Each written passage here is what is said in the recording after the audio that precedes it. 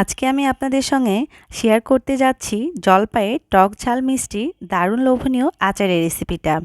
জলপাইয়ের আচার কিন্তু আমরা অনেকেই অনেকভাবে খেয়ে থাকি, তবে এইভাবে একবার জলপাইয়ের আচার তৈরি করে দেখতে পারেন। এটার টেস্ট যে এতটাই মজাদার, একবার তৈরি করলে বারবার তৈরি করে খেতে ইচ্ছে করবে। তাই আজকের এই সহজ রেসিপিটা আপনাদের অনেক অনেক ভালো লাগবে। চলুন আজকের পুরো রেসিপিটা দেখে নিই। এর জন্য প্রথমে এখানে আমি 1 কেজি জলপাই নিয়ে নিয়েছি। জলপাইগুলোকে খুব ভালোভাবে ধুয়ে নিয়েছি। তারপরে দিয়ে দিচ্ছি 1 চা চামচ লবণ আর হাফ চা চামচ হলুদের গুঁড়ো। তারপরে দিয়ে দিচ্ছি এখানে আমি পর্যাপ্ত পরিমাণে পানি। তারপর এটাকে আমি ঢাকনা দিয়ে ঢেকে খুব ভালোভাবে সিদ্ধ করে নিচ্ছি। আর এরই ফাঁকে জলপাইয়ের আচারের জন্য এখানে আমি একটা স্পেশাল মশলা তৈরি করে নেব। এর জন্য চুলায় একটি পাত্র বসিয়ে এখানে আমি দিয়ে দিচ্ছি 3টির মতো শুকনো মরিচ। ঝালটা চাইলে বাড়িয়ে কমিয়ে দিতে পারেন। দিয়ে দিচ্ছি 2টি এলাচ, 1 টেবিল চামচ পরিমাণ পাঁচফোড়ন, 1 চা চামচ আস্ত ধনিয়া আর 1 চা চামচ আস্ত জিরা। এবারে সবগুলো মশলাকে আমি খুব ভালোভাবে নেড়েচেড়ে একটু সময় ভেজে নিচ্ছি। যখন দেখবেন মশলা থেকে খুব সুন্দর একটা গন্ধ বেরোচ্ছে, বুঝে নিতে হবে মশলাটা ভেজে নেওয়া হয়ে গেছে। এবার এটাকে নামিয়ে খুব ভালোভাবে গুঁড়ো করে নিচ্ছি। আর এরই মাঝে দেখুন জলপাইগুলো কিন্তু খুব ভালোভাবে সিদ্ধ হয়ে গেছে। জলপাইগুলোকে ঠিক এমনভাবে সিদ্ধ করতে হবে যাতে জলপাইয়ের মধ্যে থাকা সমস্ত পানি যেন শুকিয়ে যায়। দেখুন, দেখে নিশ্চয়ই বুঝতে পারছেন জলপাইগুলো কিন্তু অনেক বেশি পরিমাণে সিদ্ধ করে নিতে হবে। আপনাদেরকে আমি কেটে দেখিয়ে দিচ্ছি, জলপাইগুলো কিন্তু খুব বেশি পরিমাণে সিদ্ধ হয়েছে। এবার এগুলোকে আমি নামিয়ে ঠান্ডা করে নিচ্ছি। এবার এই ঠান্ডা হয়ে গেলে জলপাইগুলোকে আমি হাত দিয়ে খুব ভালোভাবে ম্যাশ করে নিচ্ছি। আর এই কাজটা আমি কিভাবে করছি আপনারা দেখেই নিশ্চয়ই বুঝতে পারছেন। আপনারা চাইলে এই পর্যায়ে এটাকে হাত দিয়ে না করে যে কোনো ম্যাশারের সাহায্যেও করে নিতে পারেন, তবে আমার কাছে এটা হাত দিয়ে করতেই বেশি ভালো লাগে। আর একইভাবে দেখুন আমি সবগুলো জলপাই কিন্তু ম্যাশ করে নিয়েছি। এবার জলপাইয়ের মধ্যে থাকা যে বীজের অংশগুলো রয়েছে এগুলোকে আমি কিছুটা ফেলে দিচ্ছি। এটা সম্পূর্ণটাই অপশনাল, চাইলে বিচিগুলো রেখেও দিতে পারেন। যেহেতু জলপাইয়ের মধ্যে বিচিটা অনেক বেশি পরিমাণে আছে, তাই আমি কিছুটা বিচির অংশ এখান থেকে ফেলে দিচ্ছি। এটা চাইলে আপনারা বাদও দিতে পারেন। এবারে সবগুলো উপকরণ আবারও আমি হাত দিয়ে খুব ভালোভাবে ম্যাশ করে নিচ্ছি। এই কাজটি কিভাবে করছি আপনারা একটু লক্ষ্য করলেই কিন্তু বুঝতে পারবেন। এবার জলপাইয়ের আচারটি তৈরির জন্য চুলায় পাত্র বসিয়ে দিয়ে দিচ্ছি এখানে আমি পরিমাণ মতো সরিষার তেল।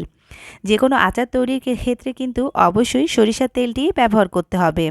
তেলটা কিছুটা গরম হয়ে আসলে এখানে আমি দিয়ে দিচ্ছি 2টির মতো তেজপাতা, 2টি শুকনো মরিচ আর দিয়ে দিচ্ছি 1 চা চামচ পাঁচফোড়ন। এবারে সবগুলো উপকরণকে একটু সময় তেলের মধ্যে ভেজে নিচ্ছি যাতে এখান থেকে খুব সুন্দর একটা গন্ধ বের হয়। তারপর দিয়ে দিচ্ছি 1 টেবিল চামচ পরিমাণ রসুন কুচি। রসুন কুচিগুলোকেও আমি খুব ভালোভাবে নেড়েচেড়ে একটু সময় ভেজে নিচ্ছি।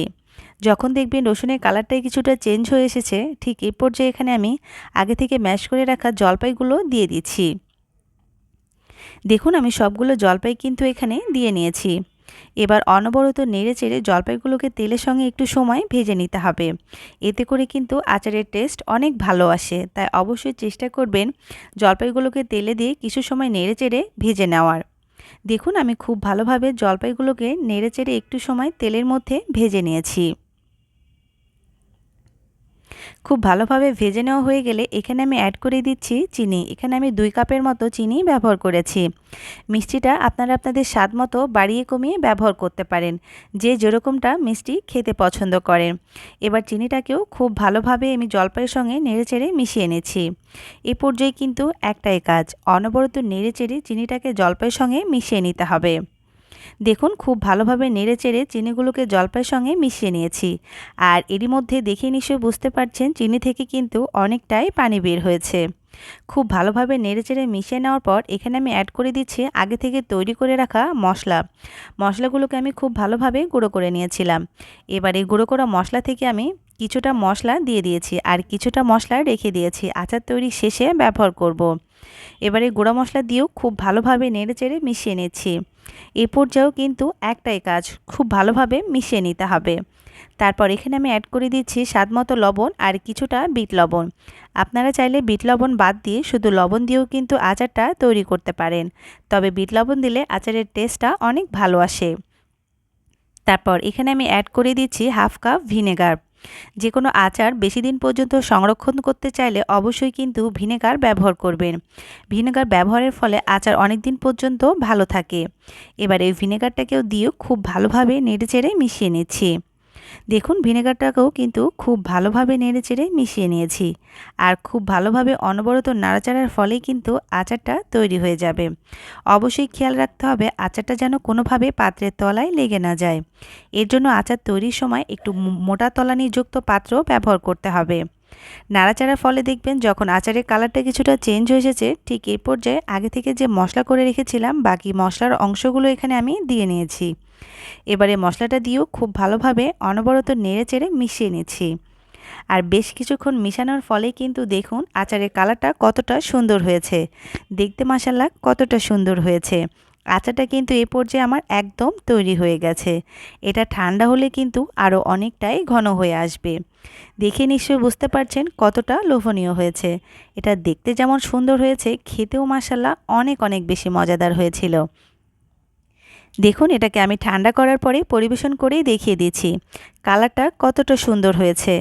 আর দেখতে মাশাআল্লাহ অনেক অনেক সুন্দর হয়েছে, খেতেও কিন্তু অনেক বেশি মজাদার হয়েছে। যারা এরকম টক ঝাল মিষ্টি জলপাইয়ের আচার খেতে পছন্দ করেন তারা একবারের জন্য হলেও এই রেসিপিটা তৈরি করে দেখবেন।